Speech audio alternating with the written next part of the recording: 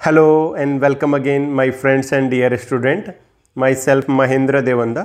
आज के इस वीडियो में हम बात करने वाले हैं फाइलम निमेटोमॉर्फा के बारे में। संघ निमेटोमॉर्फा, जिसको गोर्डिएसिया भी कहते हैं, यह एक माइनर फाइलम है, जिसको हिंदी में कहें तो यह एक गौण फाइलम है, यानी एक छोटा फाइलम है। सबसे पहले हम निमेटोमॉर्फा शब्द का मतलब समझते हैं। निमेटोमॉर्फा जो शब्द है, जो वर्ड है, वो ग्रीक भाषा के दो वर्ड से ओरिजिनेट हुआ है, जिसमें नीमा एंड मॉर्फे है। नीमा का मतलब होता है, ग्रीक भाषा का ये जो नीमा शब्द है उसमें उसका मतलब होता है थ्रेड यानी धागा, और मॉर्फ मीन्स फॉर्म और शेप, यानी ये धागे के समान आकृति रखते हैं, इसलिए इनको ये निमेटोमॉर्फा नाम दिया गया है। यानी फाइलम निमेटोमॉर्फा के जो एनिमल हैं उनका शरीर का जो आकार होता है वो धागे के समान होता है। जैसा कि यहाँ पर एक निमेटोमॉर्फा आपको जीव दिखाई पड़ रहा है, तो ये एक धागे के समान है।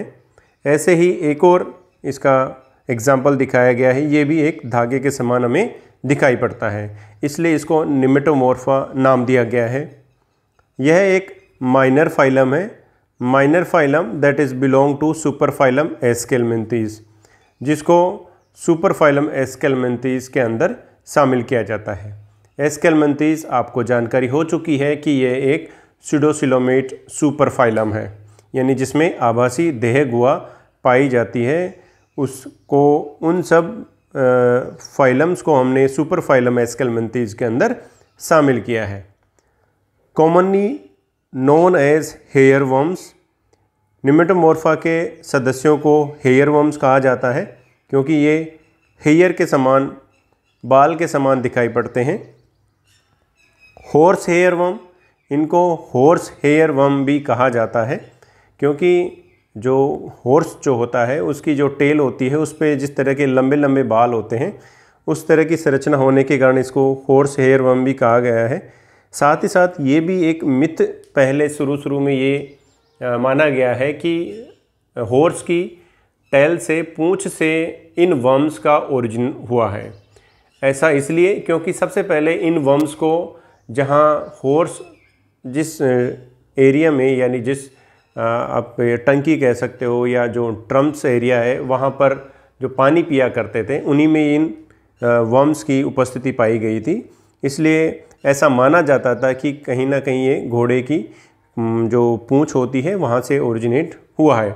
लेकिन वास्तव में ये घोड़े की पूंछ यानी एक किसी बाल से किसी जीव का निर्माण होना असंभव है, ये हम जानते हैं आज। तो वो एक मिथ है जो चलता आ रहा है, तो इसलिए इसको हॉर्स हेयर वर्म भी नाम दिया गया है। साथ ही साथ इनको गोर्डियन वर्म्स भी कहते हैं, इसके बारे में अभी हम समझेंगे। इसके अलावा हेयर स्नेक वर्म्स भी कहते हैं। सांप जैसे पतला होता है और ये हेयर के समान होने के कारण इसको हेयर स्नेक्स वर्म भी कहा जाता है। अब हम वास्तव में इसको ये नाम क्यों दिया गया है उसको और वापस समझते हैं कि हॉर्स हेयर वर्म इनको क्यों कहा गया है। Commonly called horse hair worms because they are used to be found in horse watering troughs and they look like the hairs from the horse tell.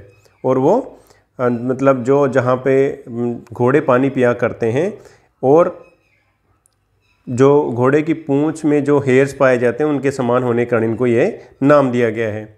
लेकिन गोर्डियन वर्म्स यानी गोर्डिएसिया इनका नाम क्यों पड़ा है? The name Gordian stems from legendary Gordian knot. ये एक गोर्डियन जो एक शासक था, उसके द्वारा एक नोट लगाई गई, एक गांठ लगाई गई। तो इन जीवों का जो शरीर होता है वो इस तरह गुथा हुआ होता है कि वो उस गोर्डियन नामक जो राजा था उनके द्वारा जो नोट लगाई गई उसके समान ये एपियर होते हैं, इसलिए इसको ये नाम दिया गया है। The Gordian knot is an ancient legend of Phrygian. Phrygia एक जगह थी, वहाँ का ये राजा था, that is Gordian associate with this. तो ये इसलिए इसको ये नाम दिया गया है। फाइलम निमेटोमॉर्फा के बारे में हम और बातें, कुछ बेसिक चीज़ें समझते हैं। सबसे पहले आपको तो इस वर्म्स की जो स्ट्रक्चर्स है वो दिमाग में रखना है ताकि आप इसके बारे में अच्छे से विदित हो सके। These animal are superficially similar to nematode worms in morphology. अगर हम इनको बाहरी रूप से अगर हम इनको देखना चाहें तो ये निमेटोडा के समान दिखाई पड़ते हैं। निमेटोडा इसके बाद में पढ़ेंगे हम, जो कि एक मेजर फाइलम है और उसमें बहुत सारे वर्म्स शामिल है जो डिजीज़ भी पैदा करते हैं। तो ये आकारिक रूप से देखने में ये उनके समान होते हैं। The first formal description of nematomorph species was provided by Linnaeus in 1758। पहली बार जो निमेटोमॉर्फ स्पीसीज़ के बारे में डिस्क्रिप्शन लिनियस, कैरोलस लिनियस, जिनको फादर ऑफ टैक्सोनॉमी भी कहा जाता है, उनके द्वारा पहली बार इन जीवों का बारे में वर्णन किया गया है। Von Siebold created the name Gordiacea. Gordiacea जो नाम दिया गया है वो वॉन सीबोल्ड द्वारा दिया गया है। इसके अलावा विजडोवस्की क्रिएटेड द नेम निमेटोमॉर्फा। विजडोवस्की के द्वारा जो निमेटोमॉर्फा जो नाम है वो दिया गया है फॉर गोर्डिएसियंस। जो गोर्डिएसियंस जो भी एनिमल्स थे उनके लिए ये नाम दिया गया है। एंड सेपरेट फ्रॉम निमेटोड्स इन 1866। और ये जो पहले इन जीवों को निमेटोडा में शामिल किया गया था, जो फाइलम निमेटोडा है उसमें शामिल किया गया था इन जीवों को, लेकिन बाद में जो विजडोवस्की हैं इन्होंने उस फाइलम से अलग करके इन्होंने एक सेपरेट फाइलम निमेटोमॉर्फा बनाया। ये एनिमल्स इस तरह के दिखाई पड़ते हैं और इतने लंबे भी होते हैं। इसके अलावा यहाँ आपको एक कीड़ा दिखाई दे रहा है, उसके शरीर के अंदर से ये वर्म्स निकलता है। इसका मतलब ये कहीं ना कहीं ये परजीवी के रूप में भी पाए जाते हैं। समझेंगे इन बातों को। देखो यहाँ पर हम एक एनिमेशन के थ्रू हम समझ सकते हैं कि ये एक क्रिकेट है जो रात को, जिसको हम झिंगूर भी कहते हैं, ये आवाज़ करता है। तो इसके शरीर से देखो ये वर्म्स जो शरीर से इससे निकलते हुए दिखाई पड़ते हैं, यानी ये इस तरह के इसमें मोशन भी पाया जाता है। अब हम सामान्य बातें समझते हैं, जनरल कैरेक्टर्स। तो सबसे पहले नंबर ऑफ स्पीसीज़ की बात कर लेते हैं। तो number of species 351 species found through out the world. ये 2022 का डाटा है कि लगभग 351 स्पीसीज़ इसकी संसार भर से रिपोर्ट की गई है।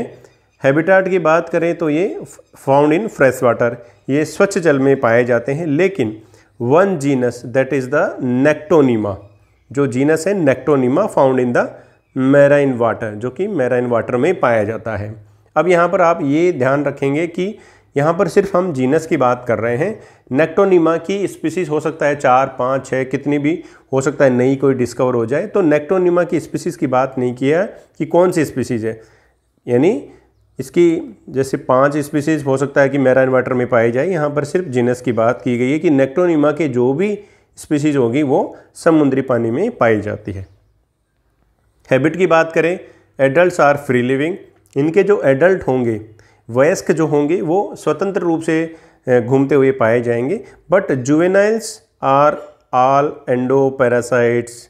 लेकिन जो जुवेनाइल्स जो होते हैं वो परजीवी होते हैं इन द आर्थ्रोपोड्स, और ये जनरली आर्थ्रोपोड्स में पाए जाते हैं। और मोस्टली जो इंसेक्ट्स होते हैं, जो कीट होते हैं, उनके अंदर ये परजीवी के रूप में पाए जाते हैं। और यहाँ पर आप ध्यान रखेंगे कि शरीर के अंदर परजीवी के रूप में पाए जाते हैं, इसलिए ये एंडोपैरासाइट होते हैं।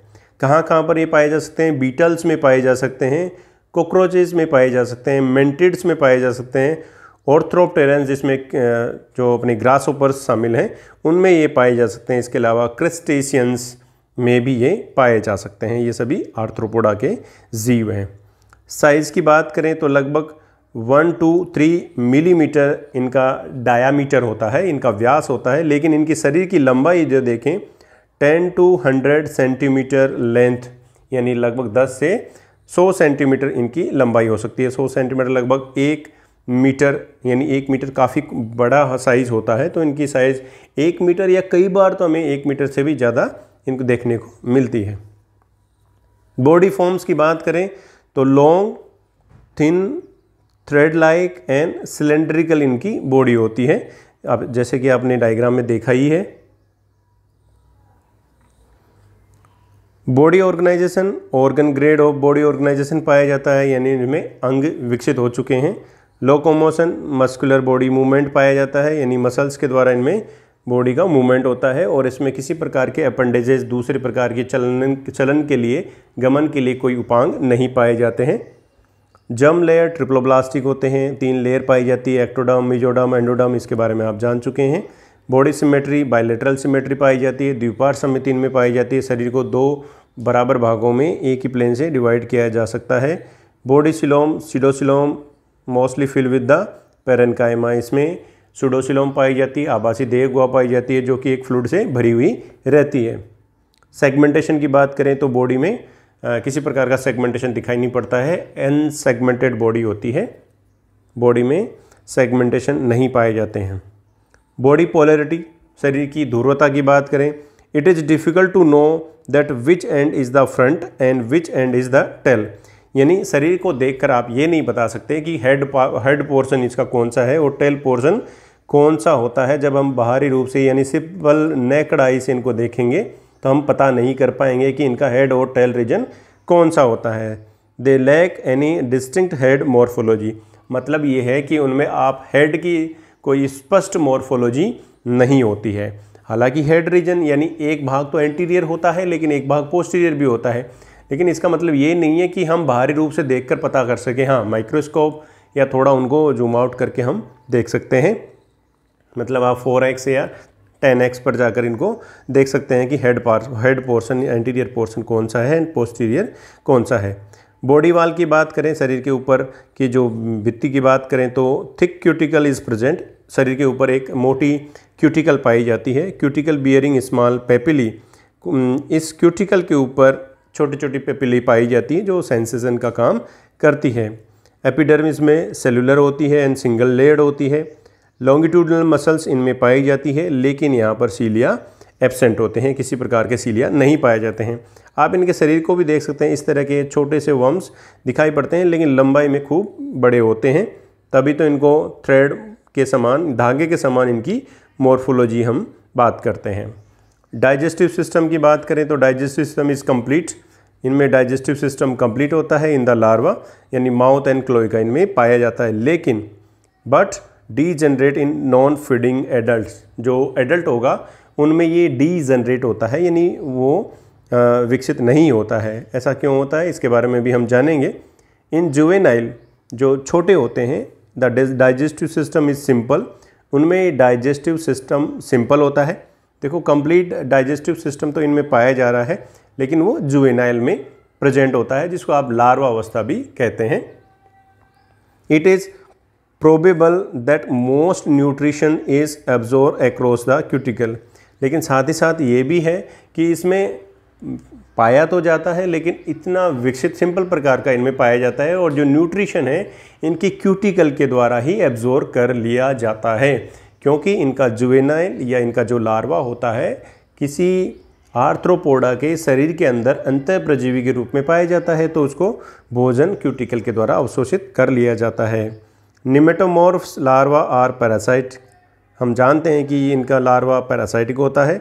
And absorbing their food from host body tissue, और इनका जो भोजन होता है वो जिस होस्ट पर, यानी जिसके अंदर ये परजीवी के रूप में रहता है, उसकी शरीर में से ये अब्जॉर्व कर लेता है जो भी न्यूट्रिशन होता है वो। Adult do not feed, adult feed नहीं करता है, भोजन नहीं लेता है, but may be able to absorb, अगर उनको आवश्यकता होगी, क्योंकि एडल्ट ज़्यादा समय नहीं रहता है, बट अगर एडल्ट रहता भी है तो they able to absorb nutrients from the water, जो कि पानी में जो भी न्यूट्रिएंट्स होंगे उनको अवशोषित कर लिए जाते हैं थ्रू देयर बॉडी, उनकी बॉडी के द्वारा अवशोषित कर लिए जाते हैं। ऐसा क्यों?